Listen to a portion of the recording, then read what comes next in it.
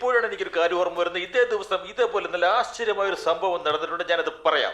അതുപോലെ പ്രധാനപ്പെട്ട ഒരു കാര്യം പറയാൻ പോവുകയാണ്. കോട്ടയത്ത് ഇന്ന് മഴ പെയ്യാൻ പോവുകയാണ്. പൃഥ്വിരാജിന്റെ പടത്തിൽ നിന്ന് ഒരു പുതിയ ഗാനം നമുക്കിപ്പോൾ കേൾക്കാം. നിങ്ങളോട് സംസാരിച്ചുകൊണ്ടിരിക്കുന്നത് RJ അജിതാബ്, മലയാളം FM.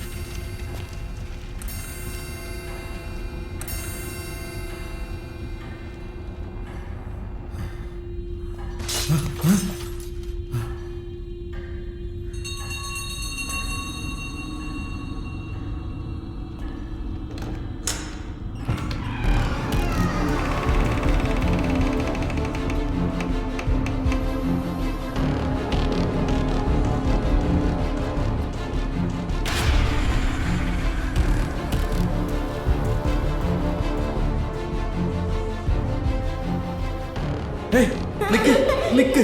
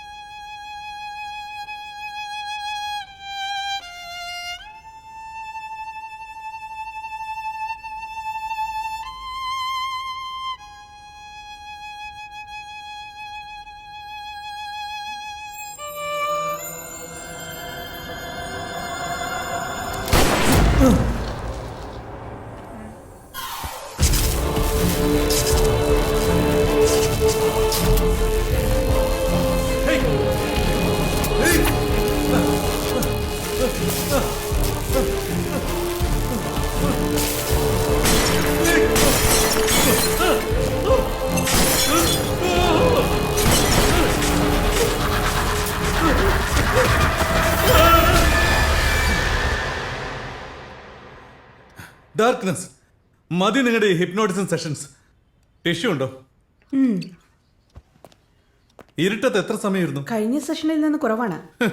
1.5 വർഷമായി വരാൻ തുടങ്ങിയിട്ട്. ഈ നിക്ടോഫോബിയ എനിക്ക് എപ്പോൾ ശരിയാവും? നിങ്ങൾ റെഗുലറായി തെറപ്പിക്ക് വന്നാൽ ശരിയാവും. ഇരുട്ടത്ത് ജോലി ചെയ്യാൻ വയ്യാത്തതുകൊണ്ടാ പോലീസ് ജോലി ഉപേക്ഷിച്ച് ഫോറൻസിക് ട്രെയിനറായി മാറിയത്. എനിക്ക് ഇമ്പ്രൂവ്മെന്റ് ഉണ്ടായിരുന്നെങ്കിൽ ഞാൻ സ്ഥിരമായിട്ട് വരുമായിരുന്നല്ലോ. അഗ്നി, നിങ്ങൾ ആദ്യം മൊത്തമായി നിങ്ങളുടെ പ്രശ്നം എന്താണെന്ന് മനസ്സിലാക്കണം.